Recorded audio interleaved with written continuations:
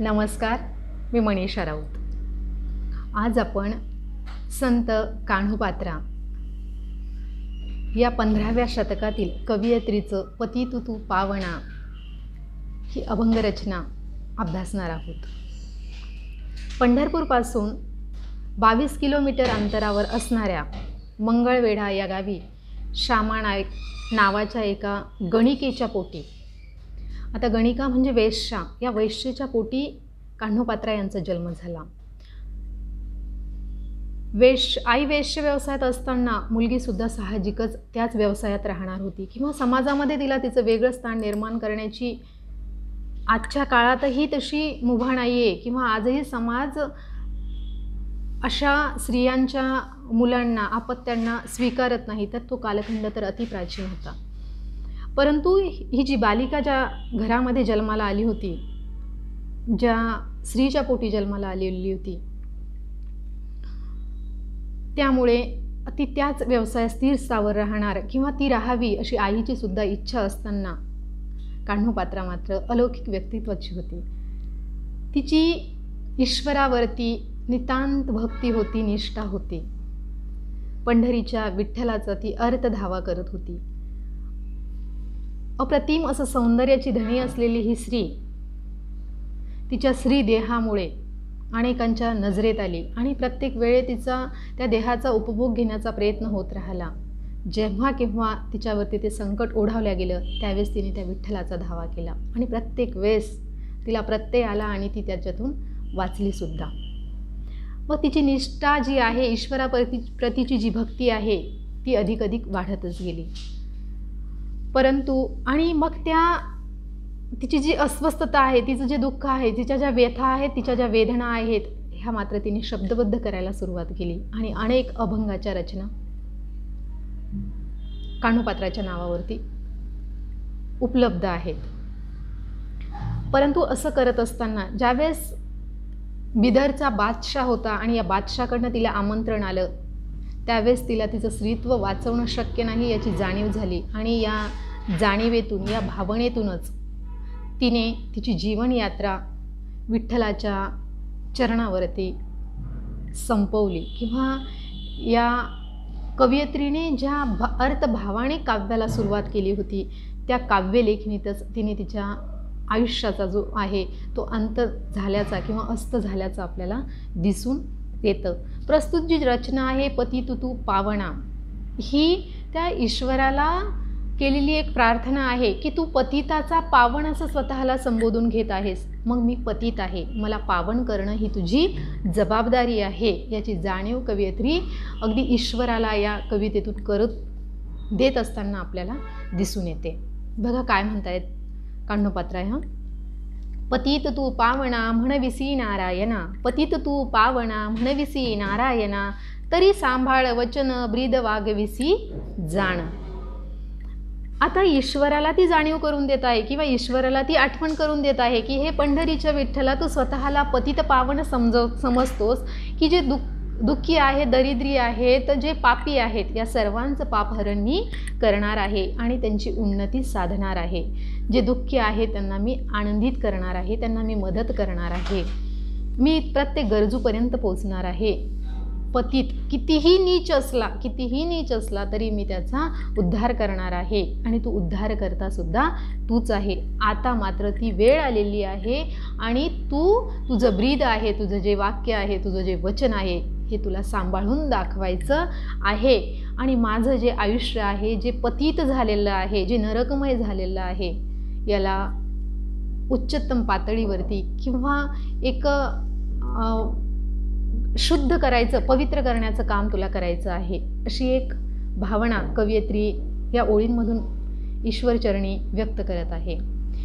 याती शुद्ध नाही भाव, दुष्ट आचरण स्वभाव, मुखी नाम नाही कान्होपात्रा शरण पायी। माझे जे कुळ आहे हे शुद्ध नाही, माझ्या कुळावरती लोक बोटं ठेवतात, माझा जिथे जन्म झालेला आहे ते स्थान पवित्र नाही, त्याकडे वाईट दृष्टीने पाहिलं जातं, परिणामी माझ्याकडे सुद्धा त्याच नजरेनं हा समाज बघत आहे। मग हे कुळ शुद्ध नाही आहे, परंतु तुला ते शुद्ध करायचं आहे. माझं आचरण जरी दृष्ट झालं असेल, माझं आचरण जरी तुला भ्रष्ट वाटत असेल, किंवा मी ज्या वातावरणामध्ये राहिले हे वातावरण जरी भ्रष्ट असेल, तर त्याला शुद्ध किंवा पवित्र करण्याचं काम फक्त तुझं आहे. कारण तू ईश्वर आहे आणि तुला ते करावंच लागणार.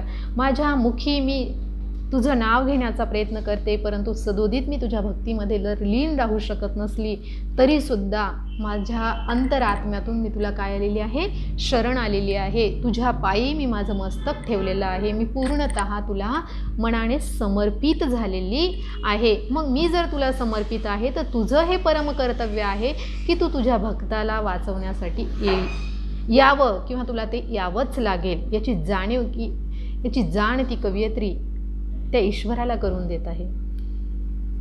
आता या काव्याचा संबंध आपण तुमच्या आयुष्याशी जर लावून बघितला तर आपल्यालाही ज्यावेळेस आपण अडचणीत सापडतो, संकटात सापडतो, त्यावेळेस आपल्याला कुठली तरी एक शक्ती आठवते, कुठला तरी ईश्वर, तुम्ही ज्याच्यावरती तुमची श्रद्धा असेल तो तुम्हाला आठवतो, आणि त्यावेळेस तुम्ही ती प्रार्थना करता किंवा ती भावना व्यक्त करता की मला यात मदत होणं गरजेचं आहे, मला यामध्ये मदत व्हायला हवी.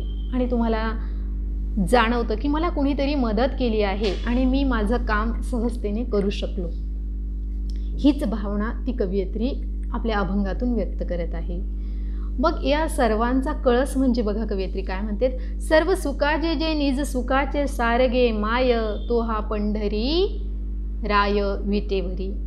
अगदी सर्व सुखांचे जर कुठलं सर्वश्रेष्ठ असं सुख जर कुठलं असेल ते तुझ्यामध्ये समर्पित होणं, तुझ्या चरणामध्ये लीन होणं, तुझ्याशी एकरूप होणं, ती जी भक्तीची भावना आहे, मी भक्त आहे आणि तू ईश्वर आहे, तुला माझ्या भक्तित्वाची जाणीव होणं, हे माझ्या आयुष्यातलं सर्वात मोठं सुख असेल. किंवा माझ्याच नाही तर ही जी मनुष्य देह ज्याला लाभलेला आहे त्यांच्यासाठी सुखाचा जो कळस आहे, किंवा त्यांच्यासाठी सर्वश्रेष्ठ जर सुख कुठलं असेल तर त्या ईश्वर भक्ती किंवा तो जो परमात्मा, जी एक दिव्य शक्ती, जी ब्रह्मांडीय ऊर्जा तुम्ही मानता, त्या ऊर्जेच्या स्वरूपाशी एकरूप होणं किंवा त्याचा निदान अनुभव करणं, हे आहे सुखाचं एक सर्वश्रेष्ठ सुख किंवा अंतिम सुख ज्याला आपण म्हणू ते. पुढच्या ओळीत बघा त्या काय म्हणतात, सकळ साराचे सारगे माय, तो या पंढरी राय विटेवरी. मग संपूर्ण जीवनाचं जर सार कुठलं असेल किंवा या जीवनाचं अंतिम ध्येय किंवा उद्देश किंवा या जीवनाचा सारार्थ जर तुम्हाला कुठे एका शब्दात, एका वाक्यात किंवा एका घटकामध्ये मोजायचा असेल तर तो आहे हा पंढरी राया. माझ्या आयुष्याचं सार सुद्धा काय आहे तर तूच आहे. सर्व साधनांचे जे का निज साधन गे माय, तो हा पंढरी राय विटेवरी. जी काही साधनं आहेत किंवा ज्या साधनांमार्फत जे साध्य करायचं आहे ते सुद्धा माझ्यासाठी कोण आहे, साधनही तूच आहे आणि साध्यसुद्धा तूच आहेस. तो माझा तू पंढरीचा विठ्ठल आहे. मी कितीही नीच असू दे, मी कितीही दुष्ट असू दे, माझं आचरण कितीही वाईट असू दे, माझा जन्म कितीही नीच कुळातील असू दे, माझं अवतीभोवतीचं वातावरण कितीही भ्रष्ट असू दे, परंतु मला पतित पावन करवणारा कोण आहे तर तू एकमेव तो विठ्ठल आहेस आणि माझी तुझ्यावर ते संपूर्णतः निष्ठा आहे. म्हणून तू सर्व साधनांचे निज साधनसुद्धा जर कोण असेल तर तू ईश्वर आहे.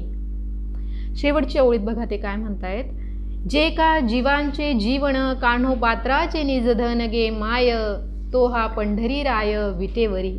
या जीवांचे जीवन, कान्हो पात्राचे निज धन, या पृथ्वी तलावर अस्तित्वात असणारं कुठलंही धन मला नको आहे, कुठलीही संपत्ती मला नको आहे. माझं जर कुठलं धन असेल, माझ्या जर जीवनाचं कुठलं जीवित्व किंवा माझ्या या आत्म्याची जर कुठली एक परमशक्ती जर कोण असेल तर ती आहे तू. आणि तुझ्यामध्ये समर्पित होणं ही माझी अंतिम इच्छा किंवा हा माझा एक अंतिम भाव, माझ्या सुखाचं, माझ्या आनंदाचं, माझ्या प्रेमाचं, माझ्या संपूर्ण अस्तित्वाचं भान जर कशात असेल तर ते या ईश्वरामध्ये लीन होण्यामध्ये आहे आणि हे माझ्यासाठी सर्वश्रेष्ठ आहे. अशी एक अलौकिक भावना कवयित्री या काव्यामधून या ठिकाणी अभिव्यक्त करत आहे. धन्यवाद.